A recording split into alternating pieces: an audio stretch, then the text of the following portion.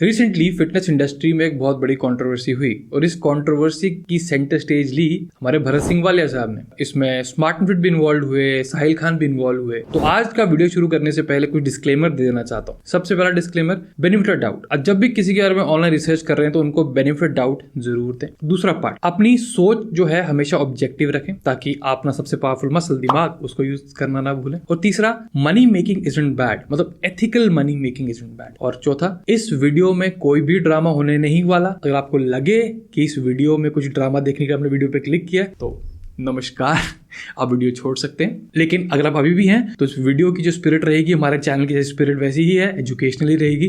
तो हमारे sir on हो गए, तो आइए शुरू करते हैं। अभी जो आज के एपिसोड के 3 मुख्य पात्र हैं, जैसे हमने पहले भी बताया, भरत सिंह वालिया हैं, स्मार्ट एंड फिट हैं और साहिल खान है। तो हुआ क्या कि जो भरत सिंह वालिया हैं उन्होंने अपना ड्रग टेस्ट फेल किया मसल मेनिया में, तो उसके लिए उन्होंने एक वीडियो बनाया था। तो स्मार्ट एंड फिट ने एक वीडियो बनाया भरत सिंह वालिया के ऊपर, जिसमें उन्होंने ये बताया कि भरत सिंह वालिया एक हिपोक्रेट है, मतलब वीडियो का टाइटल ये था। और अगर आप उस वीडियो को देखो, मैंने देखा, तो उसमें 2 चीजें मेन निकल के आई। एक बात हो रही थी मसल मेनिया की और दूसरी बात हो रही थी भरत सिंह वालिया का हिंदू कार्ड प्ले करने की। चलिए दोनों के बारे में बात करते हैं। पहले मसल मेनिया की बात करते हैं। जो स्मार्ट एंड फिट है, इन्होंने जो अपना आर्गुमेंट था, जो कि बिल्कुल सही था, इसमें कुछ भी गलत नहीं था। इन्होंने आर्गुमेंट ये किया कि मसल मेनिया वाले ने अपने रूल्स रेगुलेशन इस बारी चेंज कर लिए हैं। पहले वो बोलते थे कि शायद ड्रग टेस्टिंग करें और इस बारी उन्होंने काम कर रहे हैं। और इस पे भरत सिंह बोलते हैं कि मसल मेनिया की उनके साथ एक जाति दुश्मनी है, एक पर्सनल ग्रज है, इसलिए उनका डोप टेस्ट पॉजिटिव आया और उनको निकाल दिया गया।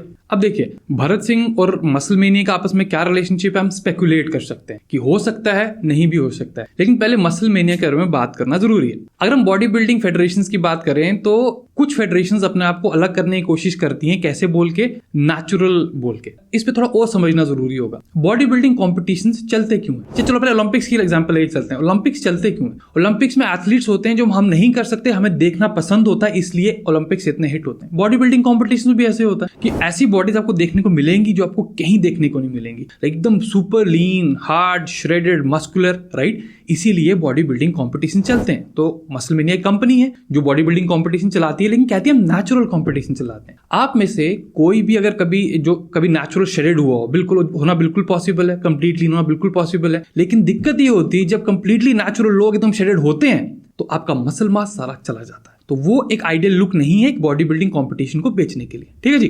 तो अब मसल मेनिया जैसी और ऑर्गेनाइजेशंस भी हैं, WNBF, UFE, INBA, लेकिन इसमें मैक्सिमम लोग स्टेरॉइड्स लेके आते हैं और ये अब it's not a secret anymore. बहुत टाइम तक इन्होंने ये फेक नेचुरल का सिस्टम सारा रखा, लेकिन अब I guess it's a open secret. अरे एक टाइम पे तो रॉनी कॉलमैन बोलते थे कि वो नेचुरल है, लेकिन अब सब लोगों को इसका आइडिया हो गया है। तो body building competitions are a joke, ठीक है जी।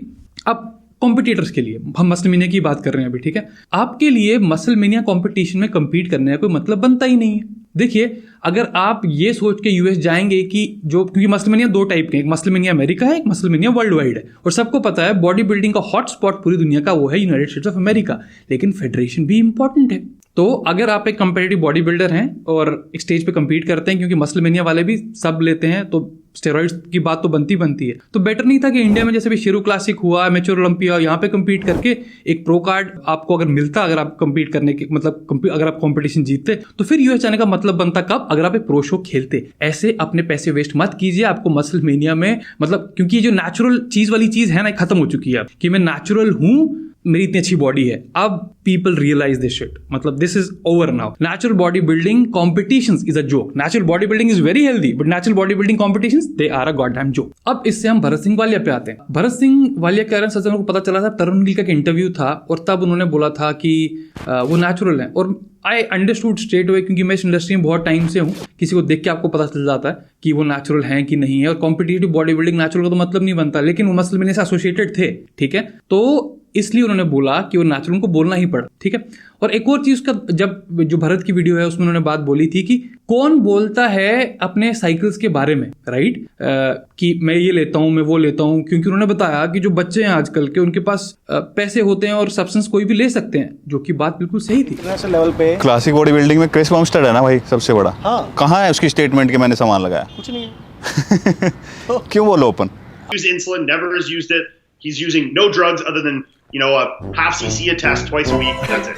Like, That's what I might training wouldn't have changed at all, but like I didn't want to push anything. लेकिन भरत एक बात है, और इसके लिए आई गेस आपको ट्रोल भी किया जा रहा है इसी बात के लिए। देखो पहले आपको बड़े लोगों ने अप्रिशिएट किया कि उनको लगता था कि आप नेचुरल हो और they used to look up to you, लेकिन इसमें एक दिक्कत है। वो दिक्कत क्या है? मेरे बहुत सारे क्लाइंट्स हैं वो like excellent genetics, excellent work ethic, लेकिन एकदम लीन होने के बाद they look up to so called natural body builders. Instead of patting themselves on the back उनको लगता है कुछ कम कर रहे हैं, तो कभी सेटिस्फैक्शन की फीलिंग होती ही नहीं है। तो ये प्रॉब्लम है जब आप ओपनली नहीं बात करते कि आप एनहांस्ड हो कि नहीं हो। लेकिन हाँ, आपकी बात बिल्कुल सही है, आई 100% एग्री कि अपने साइकिल्स ओपनली बताना एक खराब चीज है। और भरत अगर आप कर सको तो I would like really appreciate अगर आप ये कर सको कि अगर आप सही में ये रिस्पॉन्सिबिलिटी अपनी फील करते हो यंगर जनरेशन को या छोटे बच्चों के लिए जो आपको देख रहे हैं, जो लुकअप करते हैं, तो एटलीस्ट आप ये भी बताएं कि इन साइकिल्स के साइड इफेक्ट्स क्या होते हैं। क्योंकि मैक्सिमम यंगस्टर्स को यही दिखता है कि ठीक है स्टेरॉइड्स लेते हैं, बॉडी बनती है, मस्त लगते हैं और तो कुछ है नहीं है।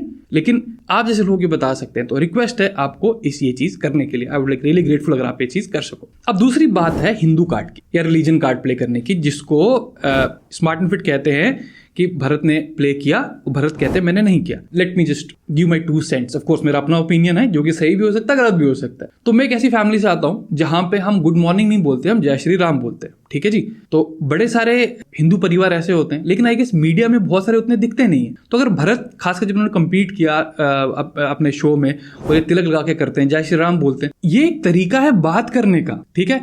इसका मतलब ये नहीं है कि ये कोई रिलीजियस कार्ड प्ले कर रहे हैं। लेकिन हैविंग सेड दैट, और मैं बिल्कुल नहीं मानता भरत ने इस पर रिलीजियस कार्ड प्ले किया, लेकिन हैविंग सेड दैट मैं जय श्री राम बोलना पसंद करता हूँ रेगुलरली और भरत भी बोलते हैं, तो does that mean I agree with him? Absolutely not. यही बात आती है ऑब्जेक्टिव थिंकिंग की, क्योंकि जो जय श्री राम है हम उनको बोलते तो हैं, उन्होंने दिमाग भी दिया है, उसको यूज करना बनता है। अब भरत के जब वो बात कर रहे थे अपने कुछ बाकी जो मेंबर्स के साथ, उसमें कुछ चीजें थी जो मुझे बहुत अटपटी लगी। जैसे एक उन्होंने बात की थी, आप अलग अलग गुणों की बात कर रहे थे, तमस की बात कर रहे थे। वो कहते हैं कि अगर आप नॉनवेज खाना खाते हैं तो आप में तमस बढ़ जाता है, ठीक है, जिससे आप पोर्नोग्राफी बहुत देखते हैं और आप अच्छे विचारों से दूर रहते हैं। 3 गुण है जो प्रभावित करते हैं हमें, रजस, तमस और सर तीसरा सत्व गुण। तीनों गुणों का प्रभाव सबसे पहले तो हम जो खाते हैं उससे पड़ता है। कहते हैं you become what you eat. सबसे पहला रीज़न ही नॉन वेजिटेरियन है कि आपको ज़्यादा पोर्नोग्राफी में इंटरेस्ट आ रहा है, आप भक्ति भाव से दूर हैं, आप भगवान से दूर हैं, अच्छी बातों से दूर हैं, आपके मन में नेगेटिव विचार आते हैं। चलो हम वेज नॉन वेज की बात अभी नहीं करने वाले, वो अपने आप में बहुत बड़ा टॉपिक है, लेकिन इस तमस की बात करते हैं। तो वालिया साहब, आपको नहीं लगता कि जब बॉडी बिल्डिंग कॉम्पिटिशन्स में जब एक्सोजनस हार्मोन्स लिए जाते हैं, एंड्रोजन्स लिए जाते हैं, वो बहुत ज्यादा तमस बढ़ा देते हैं? मतलब अगर आप लोग, हमने एक पूरी सीरीज शुरू की है इसके ऊपर, पिल्स एंड नीडल्स, जहां पे मैं लिंक डाल दूंगा in case you interested to know कि सब चीजें करती क्या है, तो वो एक पार्ट है, ठीक है। फिर एक भाई साहब वहां पे बोलते हैं कि हम दिखाएंगे इन लोगों को कि जो लोग नॉनवेज खाते हैं उनका लाइफस्टाइल क्या, उनकी हेल्थ कंडीशंस क्या होती हैं। तो मैं रिस्पेक्टफुली इस बात से भी डिसएग्री करूंगा, और अगेन मैं इस डिबेट में पढ़ना नहीं चाहता, लेकिन मोटा न्यूट्रिशन के हिसाब से एक चीज बोलना चाहूंगा। अगर आप अनप्रोसेस्ड खाना खाते हैं, वेजिटेरियन नॉन वेजिटेरियन, ठीक है, आपके खाने में सारी वेजिटेबल्स हैं, आप रेस्ट अच्छा करते हैं, आपकी नींद अच्छी है, आप एक्टिव हैं, आप रेगुलर फास्ट करते हैं, तो आप हेल्दी रहेंगे, ठीक है। इस डिबेट को हम यहीं खत्म करते हैं, आगे बात नहीं करेंगे इस चीज के बारे में। लेकिन इस पे एक और चीज थी, और वो क्या थी कि अगर आप जो भरत का इंटरव्यू है उसमें भरत बात करते हैं कि वो 10 अंडे खाते थे, और यहाँ पे बात कर रहे हैं कि वो वेजिटेरियनिज्म की बात कर रहे हैं, तो इस पे भी बेनिफिट डाउट की जैसे मैं बात करता हूँ वैसे देना बहुत जरूरी है। वेजिटेरियनिज्म भी अलग अलग टाइप का होता है। एक होता है प्योर वेजिटेरियन जिसमें आप अंडे भी नहीं खाते, एक होता है you like lacto o vegetarian, और वीगन तो अलग ही हो गया कि कोई एनिमल प्रोडक्ट्स कोई भी नहीं खाएंगे, ठीक है जी।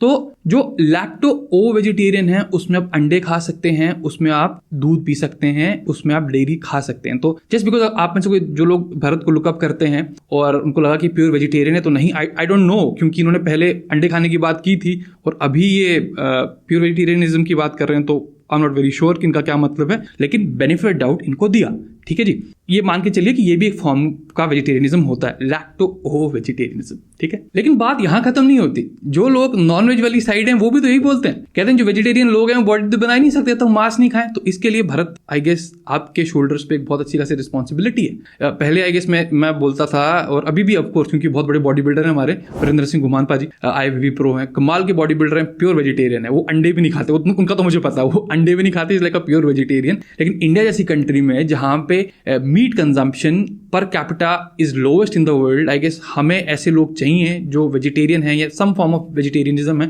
जो बताएं कि ठीक है आपको मांस खाने की जरूरत नहीं है। जो खाना ना खाना हर एक के इंडिविजुअल प्रेफरेंस है, मेरे ख्याल से किसी को जज नहीं करना चाहिए किसी को उसको लेके, लेकिन हाँ आपके लिए एक चीज हो सकती है। ठीक है जी। अब अगला जो हमारा आज पार्ट है वो है हमारे साहिल खान भाई साहब जी का। अब इन्होंने क्या किया, एक स्टोरी डाली और भरत को ट्रोल किया। चना खा रहे हैं जिससे प्रोटीन आएगा, लोग आजकल वेज खा के बॉडी बना रहे हैं, तो मैंने सोचा चना खा के मैं कैसी बॉडी बनाता हूँ देखता हूँ। भरत देखो ये ट्रोलिंग तो कुछ टाइम यू अंडरस्टैंड, क्योंकि आप पहले नेचुरल बोल रहे थे तो एक बड़ा कॉमन सी बात है, क्योंकि बड़े सारे लोग अपसेट भी होंगे इस चीज को लेके। लेकिन इनसे सीखने की बात क्या है, इनसे सीखने की बात ये है प्रोडक्ट प्लेसमेंट कैसे की जाती है। सो एंटरप्रेन्योर्स टेक नोटिस। इन्होंने क्या किया, एक स्टोरी डाली जो उनको पता है कि बहुत ट्रैक्शन लेगी, क्योंकि अभी भरत कंसर्न है और पूरा हॉट टॉपिक है, और साथ में अपना प्रोडक्ट भी घुसा दिया। जीनियस। तो सीखिए। और इज दिस एथिकल ट्रांजैक्शन? हाँ, इसमें कोई खराबी थोड़ी है। तो देखिए प्रॉब्लम ये है कि अगर आप जैसे अगर साहिल का कोई प्रोडक्ट है, साहिल खान का कोई प्रोडक्ट है, ठीक है, अगर इन प्रिंसिपल किसी को आप नहीं फॉलो करना चाहते, क्योंकि साहिल खान ने ऐसी चीजें बहुत बोली हैं जो एथलीट्स के खिलाफ हैं, जो मतलब ऑफ कोर्स वो अच्छी चीजें नहीं थी, उनको ऐसा बोलना नहीं चाहिए था, क्योंकि उनका सारा काम बॉडी बिल्डिंग इंडस्ट्री को लेके ही है। लेकिन इमेजिन अगर मैं इस एपिसोड से हटके एक अलग बात करता हूँ, आपका ट्रेनर आपको एक चीज बोलता है कि ये आप सप्लीमेंट लीजिए आपकी बॉडी बन जाएगी, आपका डॉक्टर आपको बोलते हैं कि ये मेडिसिन लीजिए आप ठीक हो जाएंगे। लेकिन अगर हमें सबके मैकेनिज्म पता हो कि चीजें कैसी काम करती हैं, तो आप एक बेटर कंडीशन में हो जाते हैं अपने आप को एक बेटर डिसीजन लेने के हिसाब से, राइट। तो इसलिए ऑब्जेक्टिव थिंकिंग आपके दिमाग को एक्टिवेट रखती है और वो आपको चीट होने से रोकती है। और ethical business transaction perfectly fine guys. देखिए मैं एक ऑनलाइन कोच हूँ, ठीक है। अब बहुत सारे लोग, मैक्सिमम लोग तो समझते हैं इस चीज को कि यू नीड टू पे फॉर सर्विसेज, राइट। कुछ लोग ऐसे बोलते हैं कि आप पैसे क्यों ले रहे हो, अगर मैं अपना टाइम कहीं लगाऊंगा और मैं एक एथिकल ट्रांजैक्शन करना चाहता हूँ, I am going to provide value, तो I guess that should be fine, right. क्योंकि पैसा तो एंड ऑफ द डे सबको ही कमाना, लेकिन हाँ ethical transactions are perfectly important. So guys I hope आपको इस वीडियो में कुछ वैल्यू मिली हो, और आई गेस इस बात पे अब और डिस्कशन नहीं होनी चाहिए। Let's get on with our lives and I will see you next time. Till then bye.